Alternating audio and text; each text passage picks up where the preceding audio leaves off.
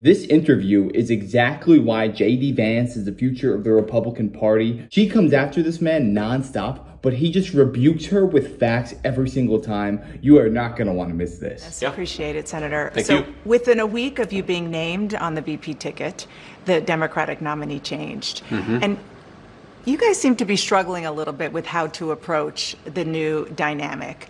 How are you approaching your new opponent and the new ticket? Yeah, well, I think it's pretty straightforward, actually. We're running against a set of policies that I think have failed the American people, and we're running to a set of policies, President Trump's 4 years in office, that I think really succeeded for the American people.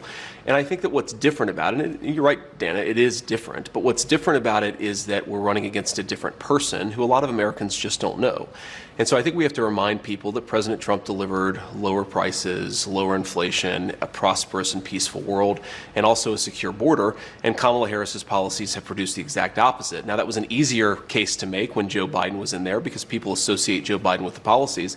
But I think Kamala Harris clearly owns the policies of the Biden-Harris administration, especially when we consider the fact that, as we've all learned over the last few months, Joe Biden clearly isn't capable of doing the job. And so I think that drives home that Kamala Harris really has been the one calling the shots. I mean, how could she not? I think Joe Biden doesn't really know where he is. Kamala Harris has been calling the shots. As who? Well, I think she has to have been, right? Because if she's not calling the shots, Dana, then who is? And I do think it drives home something that's fundamentally dishonest about the way that Vice President Harris and also a lot of senior Democrats have approached this. If you remember, for months, even years, the argument was that Joe Biden was sharp, he could clearly do the job, and the minute that he performed poorly in that debate and he became political dead weight, you have Kamala Harris and everybody else trying to throw him overboard. But I think the more troubling question is, why did so many senior Democrats, including the vice president, cover for him? And if Joe Biden wasn't capable of doing the job, as even a lot of Democrats say now, was Kamala Harris in charge or was somebody else in charge? And that's a real issue. There's no evidence that Kamala Harris threw him overboard. Not only was Kamala Harris likely calling the shots, but also, have you noticed, for someone running for the most powerful position on earth, the President of the United States, shouldn't we be seeing her on the news nonstop? I have barely seen Kamala Harris's face. She refuses to do any interviews. It is just a sham. It seems they just want to hide her until after Election Day, just like they did with Biden in 2020. I want to move on to something that Governor Walz has called you and Donald Trump, and that is weird. Sure. And it is taken off. The New York Times reports that when Donald Trump was asked about it, he said, "Not me, they're talking about JD." Levied that charge against me more than anybody else, but I think that it drives home how they're trying to distract from their own policy failures. I mean, look, this is fundamentally schoolyard bully stuff. They can accuse me of whatever they want to accuse me of. As Harry S. Truman once said, if you can't take the heat, stay out of the kitchen. And I'm doing this because I think that me being vice president will help improve people's lives. So I accept their attacks, but I think that it is a little bit of projection, Dana. If you think about just take a couple of days ago. Tim Walz gives this big speech. He's been announced as the VP nominee. And I remember when I had just been announced as the VP nominee, I gave my big speech and I saw my wife and I gave her a big hug and a kiss because I love my wife and I think that's what a normal person does.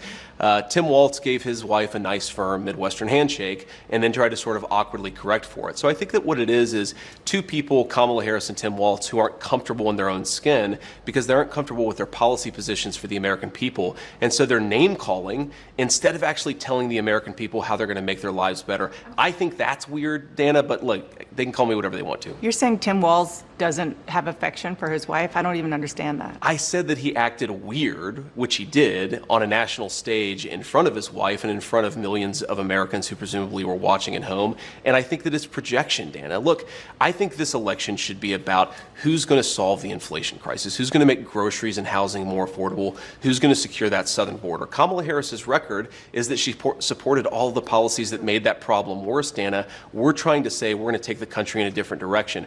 I really think that it's important to point this out, Dana. Their entire campaign has not been about, here's our policy for how we're going to make your life better, or here's what's wrong with Donald Trump and J.D. Vance's policies. We're going to name call and hope that you don't notice that we don't have an agenda. That is the entire Democrat approach to this election. They have done both. They have both policies, and they are trying to define Dana, you as well. If you go to Kamala Harris's campaign page right now, they still don't have a policy. Well, let's talk about policy positions about what they're going to do. I think that's really insulting to Americans. The saddest thing about this is that they're still going to garner millions of votes without having any clear policy direction. And the only reason that is because they try and trigger your emotional side of the brain rather than speaking to the logic and common sense part of the brain. And I'll tell you what right now, the only reason they don't have a clear policy in my mind is because they are not the ones that will be running the country. This interview, but you have been on the campaign trail questioning Tim Walz's military record. You say it was shameful that Governor Walz retired from the military before his unit deployed to Iraq. I want to read you something that Joe Eustace, who is a veteran, he served with Governor Walz, said. He said that's a lie. He said he was as good a soldier as you'll find. I'm not trying to defend him. I hope people don't think that. What I'm trying to do is defend someone who served his country. I'm not voting for him. I'll campaign against him, but I don't think it's fair to characterize his service the way they have. Governor Walz served 24 years. He even stayed after he could have retired because of 9/11, more than the country asked of him.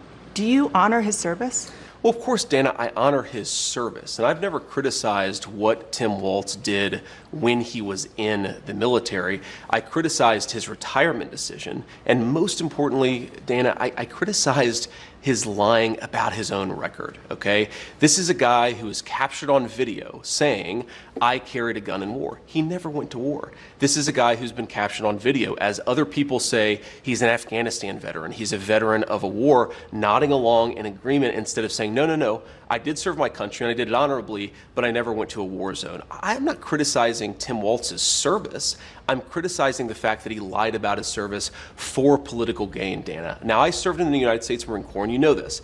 And look, there are a lot of things that I'm proud about. I've never lied about what I did or overstated it because it would be beneficial to me in an election. I think that's what Tim Walz did. That's what I was criticizing. And yes, I do think it's scandalous behavior. Don't be a phony. You talked about one of the things that he said, weapons of war. He was talking in a campaign stop about, he was trying to talk about gun control. And he said, weapons of war I carried in war.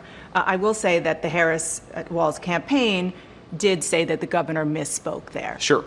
Do you accept that? He misspoke. Another word is that he lied about it, and he didn't correct the record for 15 years until he was put under political pressure because I called it out, Dana. Whatever you want to call it, a misspeaking or a lie, I think Tim Walz should have to correct the record. Now, you pointed out a soldier who defended his service. There have been a number of soldiers who served with Tim Walz who have criticized him on the exact same grounds that I have because it's not right to misstate or to embellish what you've done, and I think that's what he did. And on the question of when he left the National Guard, he filed his election paperwork February 10th, 2005. That was a month before the National Guard even announced that it was possible that they would deploy to Iraq, and it ended up being 2 months. He retired 2 months before they actually got the paperwork. But on CNN last night, Dana, one of the people who was actually in charge of him said they knew they were going to deploy to Iraq in February of 2004, fall of 2004. So he knew he was going to Iraq. He decided to quit, to retire, whatever word you want to use, because he wanted to run for Congress. He lied about that. He said that when he decided to retire, he did not know that he was going to Iraq. That is another untruth, as even his senior military officer said. So again, I'm not criticizing the service. I'm criticizing the dishonesty. Dishonesty spoken in favor and for the purpose of political benefit. And I think that the most important thing here, Dana, is it goes to Kamala Harris's judgment. Tim Walz is ultimately going to be the vice president. Kamala Harris is in great health. I'm sure she's going to be president if she wins for 4 or maybe even 8 years. Why did Kamala Harris choose a person who has lied about their military service? I think that is a serious lapse in judgment. And I don't want to hear from a campaign spokesperson of Kamala Harris. I want to hear Kamala Harris herself address what I just said. I have zero issue for anyone who wants to retire. Isn't that like the American dream? You want to be retired? But if you want to transition your life from the military to politics, just be a genuine soul and people will pick up on that. Do not lie about your service, because that is just disrespectful to anyone who has served this country. And especially because this could be fact checked so easily, why would you lie about this? Sure, you might pick up a few votes now, but when people start digging into your history, they're going to see that you're just like every other politician. Just an absolute phony. So J.D. Vance is well within his rights to call this man out. Including those you serve with, saying it's just untoward to be criticizing somebody who served for 24 years? Dana, I'm not interested in the ad hominem. I've heard from a lot of veterans groups who criticize Tim Walz. The question is, he said he served in war, and he didn't. That is a dishonesty. I couldn't care less what one or the other person says about it. I care about what the truth is. The truth is that Tim Walz didn't tell the truth. And importantly, Dana, this is about Kamala Harris's judgment. And I think that when you ask, why has Kamala Harris allowed the border to be wide open? Why has Kamala Harris supported policies that have promoted the increase in inflation? I think it goes to the heart of her judgment, and I think that that's what we should be talking about. One last question. Donald Trump didn't serve in the military. He received a medical draft deferment for bone spurs to avoid serving in the Vietnam War, reportedly as a favor to his father. Do you find that shameful, too? I think that Donald Trump didn't serve in the military, but he didn't lie about it, Dana. I've known Donald Trump for a long time. He really honors our veterans. He honors me for my service. Donald Trump didn't lie about serving in the military. He didn't say that he went to Vietnam when he didn't. This is the problem. I don't criticize anybody. Whether they served our country or not, I think it's honorable to serve, but obviously a lot of people have reasons for not serving. I criticize somebody for embellishing their record, for lying, saying, I went to war. Dana, do you think that it's a problem that he said, I went to war, but he didn't actually? That seems to be a problem to me. Well, they've corrected that. Let's move on to... They've corrected it by admitting that he lied. Let's move on to another important issue to voters, and Please. that is the issue of abortion.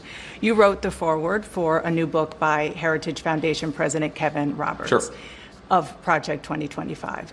Project 2025, among many other things, calls for rolling back approval of the abortion drug mifepristone. Donald Trump told me during the debate that he would not block the drug. And on Thursday, when he was asked, he didn't rule it out. So which is it? Well, look, Dana, first of all, Project 2025 is not affiliated with the Trump campaign. Kevin Roberts is a friend of mine, but I wouldn't say that he speaks for the president in the same way I wouldn't say that he speaks for me. Now, what Donald Trump has said is that he respects the Supreme Court's opinion on the mifepristone ruling. But let me just stop you right there. Please. The Supreme Court, you're a lawyer, so you know this better than I. Sure. The Supreme Court, all they did was say that what came to them didn't have standing. So they let it stand. A real question, a substantive question, hasn't made it to the Supreme Court. So my question for you is whether or not a Trump-Vance administration would allow mifepristone to continue to be sent around the country. Well, President Trump won the nomination of the Republican Party. He said it to you, and he said it repeatedly, that his goal is not to block mifepristone, it's to let states make the decision on abortion policy. Now, of course, that does mean, Dana, we have to be honest about this, that California might have less restrictive rules than Ohio, which might have less restrictive rules than Alabama. I think what President Trump is really trying to do on the abortion question is really admirable, and I wish the press was a little bit more honest about it. He's saying we've had a 50-year culture war over abortion, where unfortunately this issue has just divided the country, and he wants to provide some ground for us to come together, for states to make these decisions, for voters to make these decisions, and for us all to respect one another. That's all he's on proposed. That issue, a few months ago, on the question, his position, which you've adopted, is it is up to the states. I spoke to a woman named Kate Cox. She lives in Texas. Sure. She was 20 weeks pregnant. Her fetus was diagnosed with a disease called, it was a deadly genetic condition called trisomy 18. She said that carrying the pregnancy, she was told this by her doctors, to term, if the fetus even survived, would hurt her chances for having more children, which she and her husband desperately wanted. Why is not allowing her to end that pregnancy helpful or supportive of expanding families like you want it to be? Well, first of all, Dana, my heart breaks for this woman. I don't know her personally. I've certainly heard the story, and our heart breaks for her. And we want people to have healthy, happy families. And it's extremely unfortunate that sometimes, medicine, the act of God, whatever happens, it just doesn't work out. And what the president has said, I think, very clearly is that he is not trying to prevent women who have non-viable pregnancies from getting access to the medical care that they need. But allowing the states to decide, a place like Texas, which has very strict laws now, doesn't allow a Kate Cox to end a pregnancy that is fatal and could potentially hurt her. I think most people come to the conclusion that in extreme circumstances, this is okay. In extreme circumstances. But do you see the strategy that she's using? How common is this going to happen? This is probably 1 in a million. But they use this to justify abortion in its entirety. It is completely clown world logic. Ability to have more kids. But what President Trump has said is that we are going to let voters make these decisions. And again, Texas might have a view that President Trump disagrees with. They might have a view that President Trump agrees with, but you've got to let the voters make these decisions. So you're comfortable with that law in Texas? I'm not comfortable with anything, Dana, because I'm not passing judgment on what these laws should be. You ask me my own personal view. I campaigned against an Ohio referendum, but I think that we have to let voters decide. And when they speak their mind, you have to be respectful. Agree or disagree with whatever voters decide, they're going to make these decisions. Welcome back to State of the Union. Here's more of my interview with GOP vice presidential nominee J.D. Vance. King is doing a project talking to voters all over swing states. He talked to Republican voters in the critical swing state, must win, I would say, swing state of Pennsylvania. Of course. One of them, Carol Carty, said she was almost a childless dog lady because she didn't happen to meet the right person until she was 40 years old. Another, Joan London, was offended that you don't think she has a stake in the future of the country because she doesn't have children. What do you say to key voters like that, Republicans, swing voters, who are put off by your views? Well, what I would say, Dana, is if you look at what I said in context, the Harris campaign has frankly lied about what I actually said. I'm pro-family. I want us to have more families, and obviously sometimes it doesn't work out, sometimes for medical reasons, sometimes because you don't meet the right person. But the point is that our country has become anti-family in its public policy. Let me just give you an example of this. So after our second child was born, my wife and I, we have 3 little kids. After our second child was born, we get the baby home from the hospital. We get this ridiculous out-of-network medical bill that is financially shocking, and we're pretty well off. And that happened because we have ridiculous laws in this country that are anti-family. I've sponsored legislation to try to fix things like that so moms and dads don't get these surprise medical bills. I think it's important for us to be pro-family. That's all that I've ever said. If you want to be pro-family, I want to, because you do criticize, as you just did, the Democratic Party for being anti-family. I do. You called out Kamala Harris and Pete Buttigieg in particular. Kamala Harris has 2 stepchildren. Pete Buttigieg and his husband have adopted twins.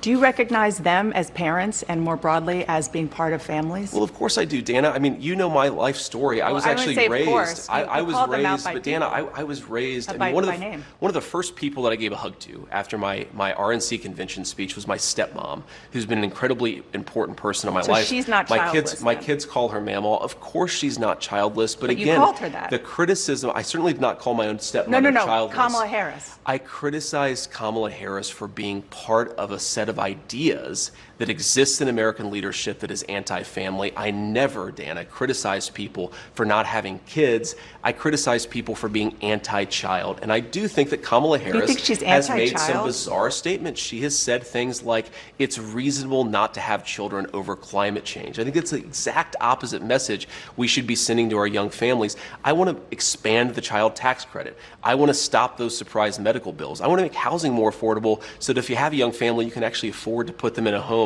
And I think that it is unfortunate that so much of our public leadership has become anti-family. One final point on this, Dana, if you go back to the COVID era, one thing that really frustrated me and motivated some of these comments is we were at a point where we were kicking kids out of school.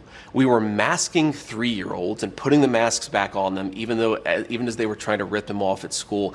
I think that if we had more people who took the right perspective and had a little bit more understanding of how little kids actually operate, we would not have made so many of those mistakes during COVID. That's a whole nother conversation because this woman is just extremely combative. J.D. Vance could say anything and she would disagree just to try and trip him up. That's the type of person we're dealing with right now. But the fact of the matter is, regarding this cat situation, when you are 70 years old, Do you think you're gonna care how many promotions you got, how much money is in your bank? Or are you gonna care about the life that you lived, the people who you brought into this world? That is what's truly important in life. And if you lived your life only neglecting family and only pursuing vanity, getting that new car, getting that big promotion at work, I'll tell you what right now, it might feel very important, but that job can get rid of you tomorrow and replace you the very next day. But when it comes to family, that will always be with you. That is your legacy. That is what you leave on to this next world. You implement values to the next generation. What I think JD Vance is saying is we need to actually prioritize family because it is becoming lost in today's generation. It seems that a lot of young people just don't want to start a family, but that is what keeps our civilization going. Elon Musk talks about it all the time. Our birth rate is absolutely plummeting. Our country cannot survive if we do not start having more kids and prioritizing family. So I respect JD Vance for having the audacity to bring that up because a lot of politicians would shy away from this topic. People didn't know as much because it was literally a novel virus. But Danny, you asked me okay, you've now asked me 3 questions about comments that I made 3 years ago. I wonder what Kamala Harris thinks about the fact that she supported policies that opened the American southern border. I wonder what Kamala Harris thinks about the fact that she lied to the American people about Joe Biden's middle facility for the office. You are interviewing me, Dana, because I respect the American people enough to sit down for an interview. I appreciate that. Kamala Harris has been the nominee for 3 weeks. She hasn't sat down for a real interview. Believe me, we are asking. You're not going to get a disagreement there. But the point is, Dana, you've got me for 15 minutes or however long you have me. We should be talking about public policies that matter. How are we going to lower inflation? How are we going to reduce the cost of food and housing? How are we going to close down that southern border? We've talked so little about that. We've talked a lot more about a sarcastic remark I made 3 years ago. I think we should talk about the issues that most Americans care about. I only asked you one question about that. I asked you about policies, and I was asking about the military record that you brought up, nobody else did, of Tim Walz. One last question. This is on policy. Please. The Federal Reserve. Yeah. Donald Trump said this week that he feels strongly that the president should have at least a say when it comes to the Federal Reserve and how to handle interest rates. Do you agree that a president should direct the Federal Reserve on how to handle interest rates? Well, not direct. That's not what he said. He said the president should have a say, but one, I absolutely agree with what he said. Right now, the president doesn't have a say. Well, the president has a say in the sense that the president appoints the Federal Reserve governors. But he's saying, to be clear, President Trump is saying, I think, something that's really important and actually profound, which is that the political leadership of this country should have more say over the monetary policy of this country. I agree with him. That should fundamentally be a political decision. Agree or disagree, we should have America's elected leaders having input about the most important decisions confronting our country. That would be a huge change, just so people understand that. It would be a huge change, but whether the country goes to war, what our interest rates are, these are important questions that American democracy should have important answers for. And I think all President Trump is saying is that, look, it's kind of weird that you have so many bureaucrats making so many important decisions. If the American people don't like our interest rate policy, they should elect somebody different to change that policy. Nothing should be above democratic debate in this country when it comes to the big questions confronting the United States. Okay, one last question. Please. And I can't believe I have to ask you this, but I do, because Donald Trump has been attacking Kamala Harris's racial identity. He has not been, but ask your question. Well, he questioned her racial identity. He said a number of years ago she happened to turn black. Her father is Jamaican. Do you believe Kamala Harris is black? I believe that Kamala Harris is whatever she says she is, but I believe importantly that President Trump is right that she's a chameleon. She pretends to be one thing in front of one audience. She pretends to be something different in front of another audience. Look, Dana, she's not running a political campaign. She's running a movie. She only speaks to voters behind a teleprompter. Everything is scripted. She doesn't have her policy positions out there. She hasn't answered why she wanted to ban fracking, but now she doesn't. She wanted to fund police, but now she doesn't. She wanted to open the border, but now she doesn't. She should have to answer for why she presents a different set of policies to one audience and a different set of policies to another audience. And I think that's what President Trump is getting at. This is a fundamentally fake person. She's different depending on who she's in front of. With respect, you changed your position on an important thing, which is Donald Trump. Of course I did. And so why are you not a chameleon? Because, Dana, I've explained to the American people what's different. People change their minds when the facts change. They should. But if you want to be the people's vice president or president, you should have to stand before an interviewer and say, this is why I changed my mind. So to everybody who's seen that I criticized Donald Trump, since he asked the question, here are two things. You didn't just criticize him. You said he could be America's Hitler. Well, that's a criticism, and I didn't say that exactly, but set that to the side. What I said about Donald Trump and what I believed about Donald Trump, two things that really change. First of all, I didn't think Donald Trump would be a good president. He was a great president. Wages were rising. The world was more peaceful. Remember, when Donald Trump was running for president the first time, they said he would start World War III. He brought more peace to the world than any president of my lifetime. The second thing, Dana, is I believed, and I'm ashamed of it, I believed a lot of the media lies about Donald Trump in 2016.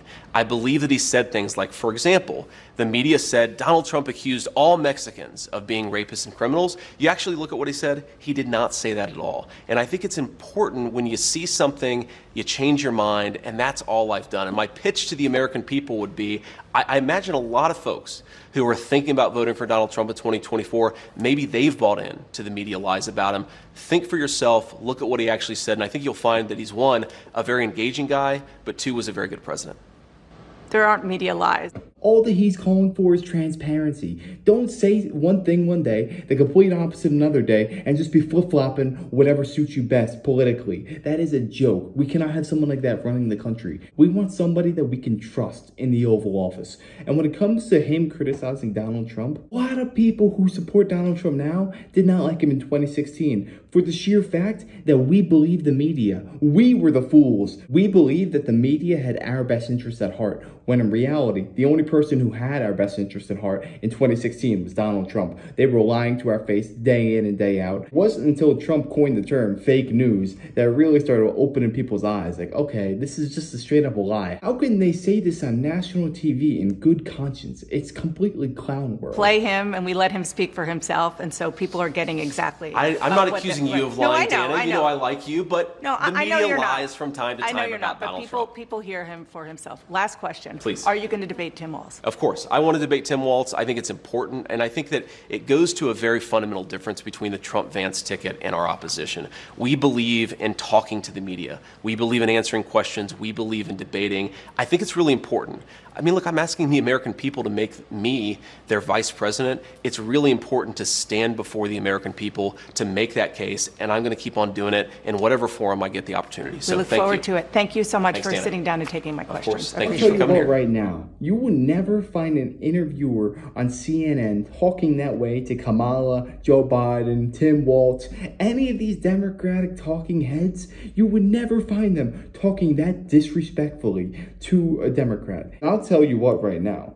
If the Democrats somehow pull off a miraculous win in 2024, which I really hope not, because I don't think our country could last another 4 years of this, it will be 100% due to the news media, because Tim Walz and Kamala Harris are doing absolutely nothing. They are not campaigning. They are not going around place to place. They're not doing interviews. Meanwhile, Donald Trump and JD Vance, they are willing to go on CNN, such a combative news station, just because they think that might wake up a few Americans. Say, hey, that guy actually makes sense. Maybe I should reconsider my thoughts. They're willing to put themselves through these battles just to help wake up a few Americans. That is just straight up commendable. So I have a lot of respect for JD Vance. I'm not even gonna lie, I was a hater at first. I wanted Vivek. I was Vivek all the way. Anyone else, get out of my face. But now that I'm hearing this man over and over again, I'm coming to realize he might have been the perfect pick for vice president for Donald Trump. But I want to know, if you were Donald Trump's advisor, would you tell him to go on CNN, MSNBC, and do these interviews? Or would you say, don't even bother, they're a lost cause? I'd also like to know, are you a full JD Vance believer? Let me know in the comments, I'd love to know. And yeah, if you like this, make sure to smash that like, comment, subscribe, and I wish you guys nothing but the best.